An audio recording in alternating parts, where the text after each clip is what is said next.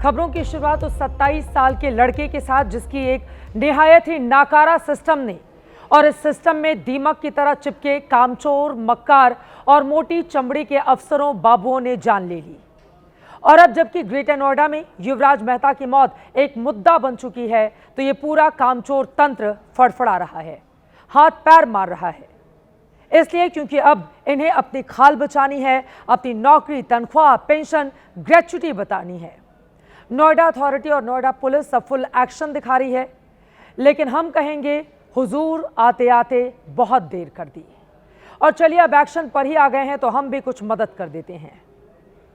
ये बता देते हैं कि युवराज की मौत के लिए कितने लोग जिम्मेदार हैं। सबसे पहले वो कार आपके सामने रखते हैं जो सिर्फ लोहे का ढांचा नहीं, सिस्टम की नाकामी का सबूत है। शुक्रवार की रात घना कोहरा और 50 एकड़ में फैला पानी से भरा गड्ढा, यहीं गिरा युवराज और यहीं सांसों के लिए संघर्ष करते युवराज की जान चली गई।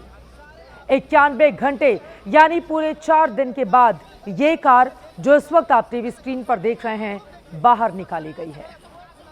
यही वो कार है जिसकी छत पर बैठकर युवराज ने जीने की भीख मांगी थी। वो अपने पिता को फोन करता रहा, पापा मैं मरना नहीं चाहता, मुझे बचा लो। लेकिन बज बजाते सिस्टम ने मानो उसे मरने के लिए ही छोड़ दिया हो।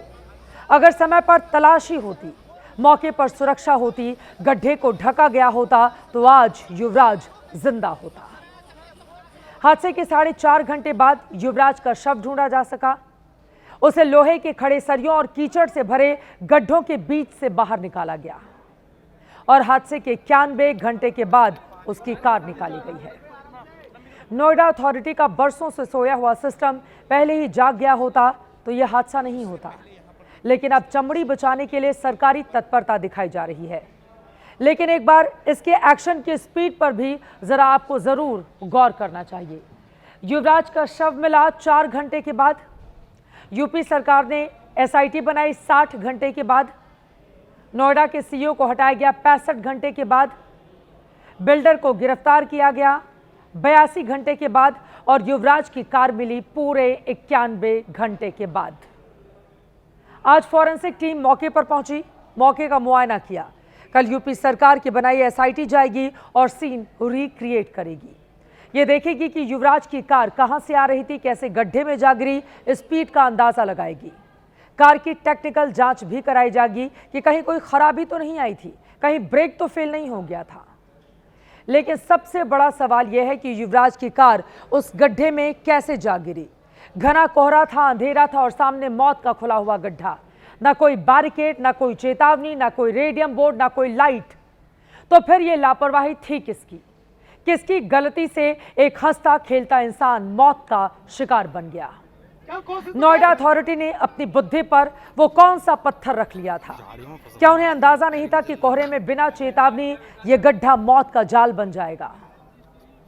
सबसे शर्मनाक बात आप सुनिए, इसी जगह पर 17 दिन पहले भी एक हादसा हो चुका था। अगर 17 दिन पहले उस हादसे के बाद बैरिकेड यहां पर लगा दिया जाता, हादसे को रोकने का इंतजाम किया जाता, तो आज युवराज जिंदा होता। दरअसल ये चूक नहीं, ये सीधे सीधे जानलेवा लापरवाही है। 31 दिसंबर की रात ही गुरविंदर सिंह का ट्रक यहां टकराया था, उसी से ये दीवार टूटी। गुरविंदर पानी में गिरा, उसे 4 घंटे में बचाया गया। अगले दिन ट्रक को क्रेन से निकाला गया, लेकिन नोएडा अथॉरिटी को क्यों नहीं लगा कि बैरिकेडिंग कर दें ताकि फिर इस तरह के हादसे नहीं हो।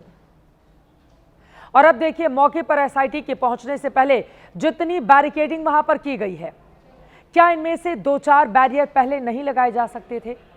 और लगा दिए गए हैं होते तो क्या युवराज की कार गड्ढे में गिरती? क्या उसकी जान जाती? ट्रक ड्राइवर तो ये तक कह रहा है कि मदद करने के बजाय नोएडा अथॉरिटी वाले दीवार का खर्चा मांगने पहुंच गए थे। मैं सर आ रहा था 153 सेक्टर से, तो जैसे वहाँ स्पीड ब्रेकर पड़ता है, स्पीड ब्रेकर पार किया तो आगे टी पॉइंट पड़ता है। तो टी पॉइंट में ना तो वहाँ कोई साइन बोर्ड है, ना कोई लिखा हुआ है कुछ, ना वहाँ वो जो रोड पे चिट्टी पट्टी होती है ना वो है, तो कुछ भी नहीं है वहाँ पे। तो कोहरा बहुत ज़्यादा था। तो जैसे रोड से ठीक 10 कदम पे वो नाला है, तो जैसे मेरी गाड़ी नीचे उतरी मैंने तुरंत हैंड ब्रेक फेंक दी, लेकिन गाड़ी को रुकने के लिए जगह चाहिए। गाड़ी रुकती रुकेगी तो गाड़ी वो नाला पार कर गई।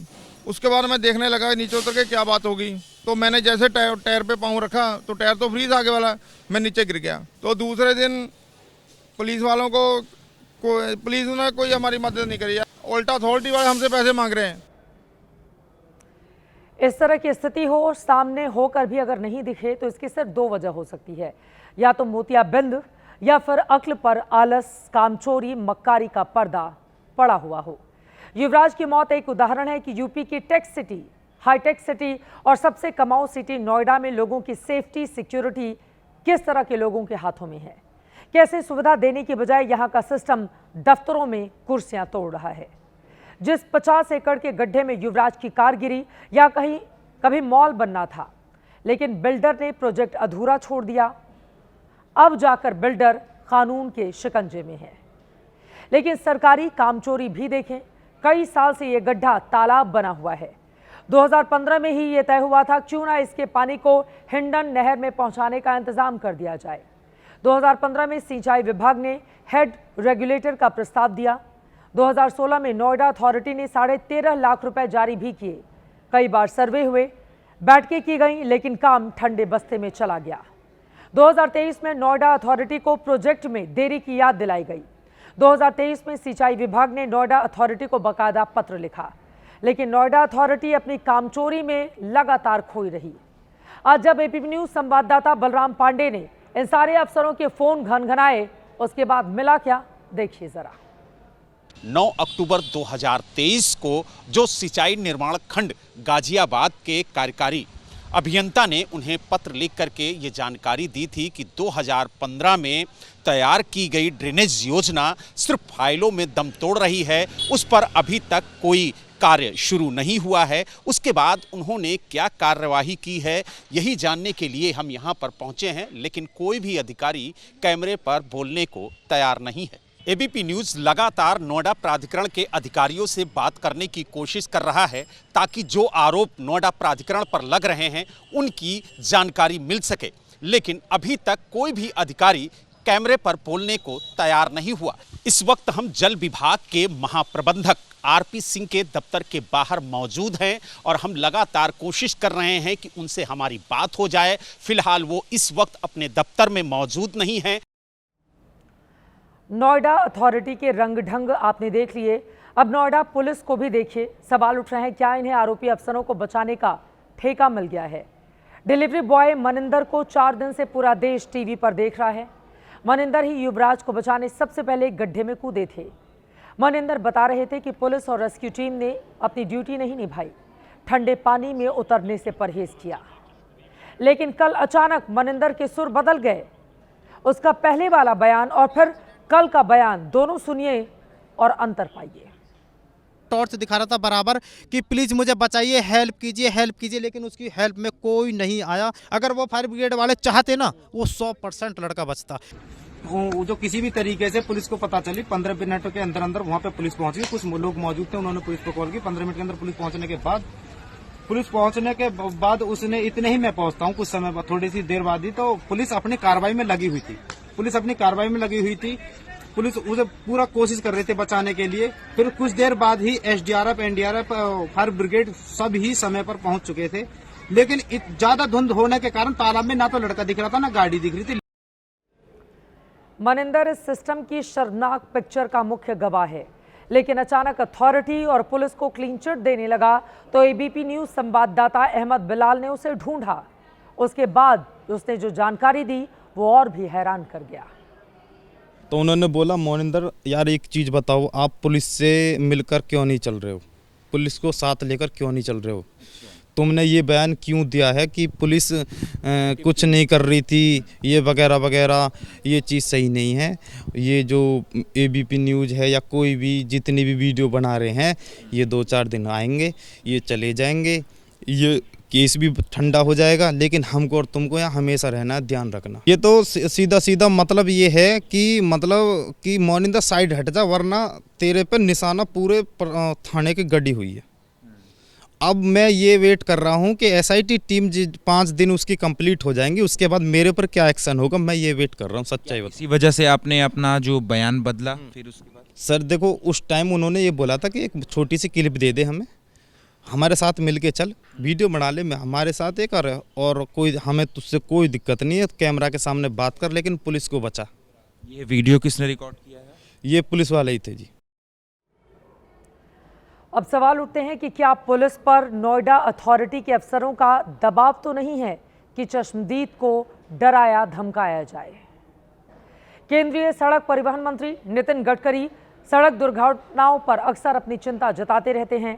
युवराज की मौत पर आज एबीपी न्यूज से भी वो कुछ बोले हैं, सुनिए। ये बहुत ही दुर्भाग्यपूर्ण घटना है और मैं इसको इसलिए समझ सकता हूं कि मैं भी रोड एक्सीडेंट का एक विक्टिम रहा हूं। जी सर। मेरा पैर 4 जगह टूटा था और इसलिए यह घटना बिल्कुल ही दुर्भाग्यपूर्ण है।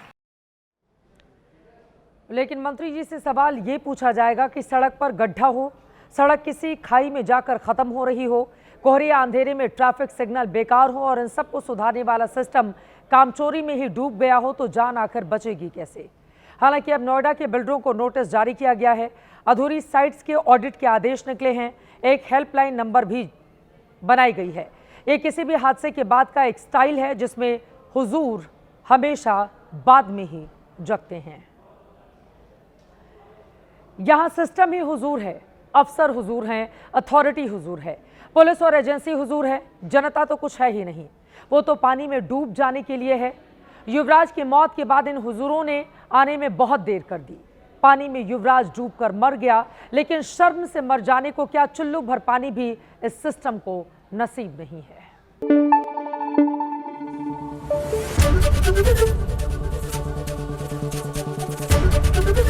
एबीपी न्यूज आपको रखे आगे।